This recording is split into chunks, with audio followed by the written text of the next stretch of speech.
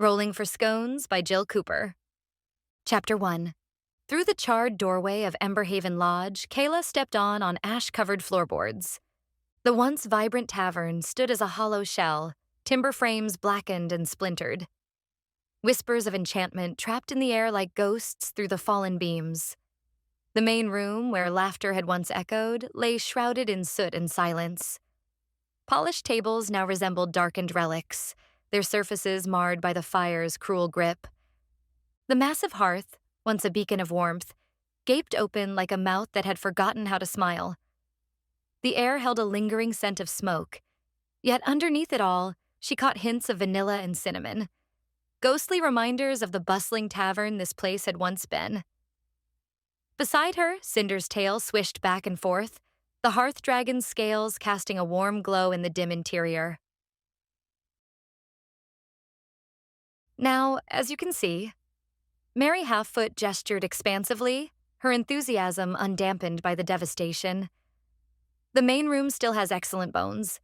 Those support beams are solid ironwood, and look. She pointed to faint lines etched into the ceiling crossbeams. The protection runes are still intact. Kaela's enchanted scroll hummed against her hip, updating with a soft chime. She pulled it out, watching as golden text materialized. New quest, buy Emberhaven Lodge at auction for the new Dragon Rose Tavern, a home for Kaela and Cinder, plus a meeting place for all of those in need in Embervale. Her scroll was being a little pushy, wasn't it? Cinder's nose twitched as she sniffed the air, her ember-red scales shimmering with interest. She huffed softly and nodded, her tail swishing with greater enthusiasm as she prowled the perimeter of the room. The way her spaded tail tip glowed suggested she sensed something promising about the property's magical potential. The ley lines must be far more potent than expected, especially considering the extensive fire damage. Kaela pressed her palm against the nearest wall, closing her eyes. The magic thrummed beneath her fingers, warm and inviting despite the building's sorry state. I feel it too. It's like it's waiting for something. Oh, you should see the pantry. Mary bustled ahead, her voice echoing off the soot-stained walls. Ilara's enchanted shelving system is still in place, though it could use a good cleaning, of course. As they followed Mary deeper into the building, Kaela's boots scattered something across the floor. Not ash this time, but a glittering powder that sparked with residual magic. She knelt to examine it closer, but Cinder beat her to it, sniffing delicately. Kaela dragged her finger through it. Soft as snow. Vanilla sugar. Enhanced with crystallized sunlight. Ilara was known for her dawn-touched pastries. The pantry door creaked open, revealing rows of shelves that seemed to stretch further back than the building's exterior suggested. Despite the layer of soot coating everything, Kaela could see the intricate runic patterns carved into each shelf. Her fingers tingled with possibility. These weren't just storage spaces, but magical amplifiers designed to preserve and enhance ingredients. Now, careful where you step, Mary cautioned, picking her way through fallen debris. The auction notice just went up this morning, so we haven't had chance to… Oh. A charred piece of parchment fluttered down from one of the upper shelves, disturbed by their movement. Kaela caught it before it could hit the ground. Through the burn marks, she could make out elegant handwriting. Warned me about Thornhaven's threats, but I won't be intimidated. My recipes are my own, and if they think they can force me to… The rest was lost to fire damage. Kaela exchanged a significant look with Cinder, whose orange eyes had narrowed to slits. Thornhaven? Kaela asked, carefully folding the fragment. The competing tavern across the kingdom? Oh, there was quite a rivalry, Mary said, wringing her hands. But surely that's all in the past now. Shall we see the kitchen? The hearth is simply magnificent, even if it needs some attention. Kaela traced her fingers along the burnt scrap of parchment, a prickle of unease running down her spine. Thornhaven Tavern had a reputation throughout the realm. Sleek, upscale, and ruthlessly competitive. Their owner, Baron Thornhaven, was rumored to have connections with the royal treasury that went beyond mere business. The kitchen is just through here, Mary Halffoot continued, seemingly oblivious to Kaela's reaction. As I mentioned, the hearth is truly exceptional. Kaela tucked the parchment into her pocket, making a mental note to examine it more closely later. The scroll at her hip chimed again, updating her quest log with a sidebar note. Investigate possible connection between Thornhaven Tavern and Emberhaven Fire. As they stepped into the kitchen, Kayla's breath caught. Despite the damage, she could see the potential immediately. The hearth dominated the far wall. It wasn't just a cooking area, but a true magical focal point. Its stonework was inlaid with delicate fire runes that, even covered in soot, still pulsed with faint amber light. Cinder darted forward, her wings half extended in excitement. She circled the hearth 3 times, sniffing and prodding at its stones, before settling herself directly in the center. The dragon gave a contented chirp, her scales brightening to match the dormant runes around her. "I think she approves," Kaela said, unable to keep the smile from her voice. "Well, hearth dragons do know best about these things," Mary replied with a knowing nod. "This one was crafted by Embervale's finest stonemasons over a century ago. The design channels the underlying ley line directly into the cooking space." Kaela approached, kneeling beside Cinder. She placed her palm against the warm stone, and her magic responded immediately. A pleasant tingle spread up her arm as the fire within her connected with the hearth's latent energy. For a brief moment, the runes flared brighter, and Kaela caught a fleeting vision. The kitchen alive with activity, pastries rising in magical ovens, coffee beans grinding themselves, and at the center of it all, a fire that never died.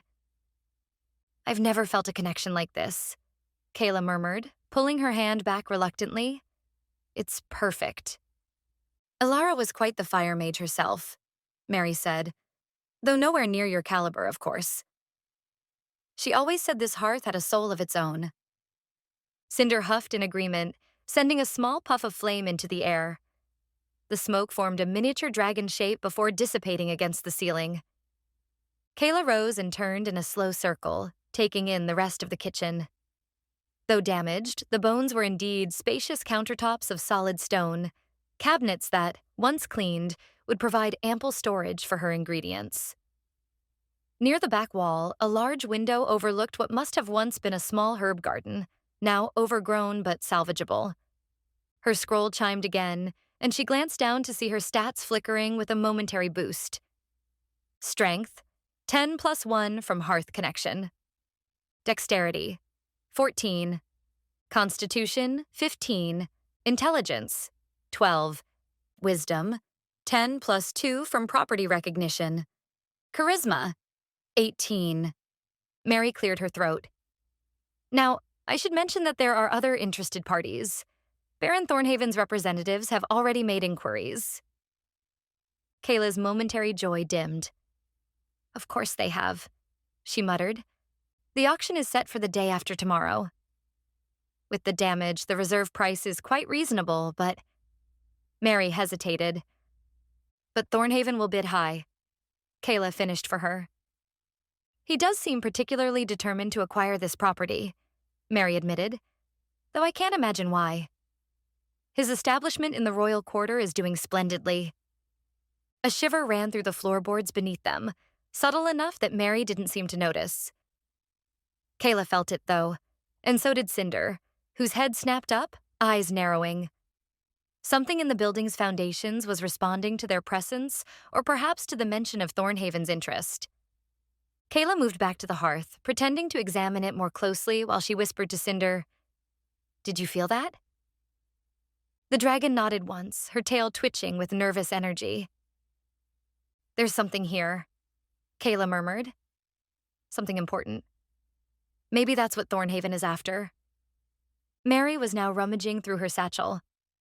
"I have the auction details here somewhere.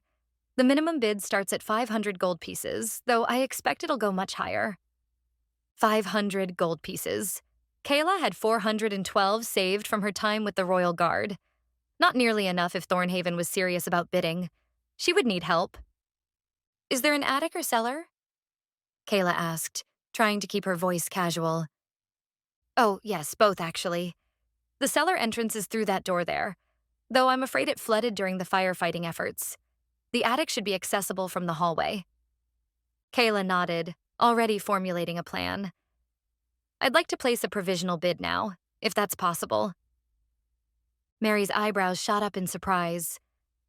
Well, yes, I suppose we could arrange that. It would secure your place at the auction at least. As Mary busied herself with the paperwork, Kaela knelt beside Cinder once more. We need to get Dana and Gareth here, she whispered, before the auction. There's more going on than just a property sale. Cinder chirped in agreement, her tail flicking excitedly at the mention of their friends. Kaela pulled out her scroll and quickly scribbled a message. The runes flared briefly before fading, sending her words across the magical network to her companions. Need you both at Emberhaven Lodge. Found potential new home base for my new bakery tavern, but something strange is happening. Thornhaven involved. Come tonight after dark. Bring tools. Kay. Her scroll vibrated almost immediately with Dana's response.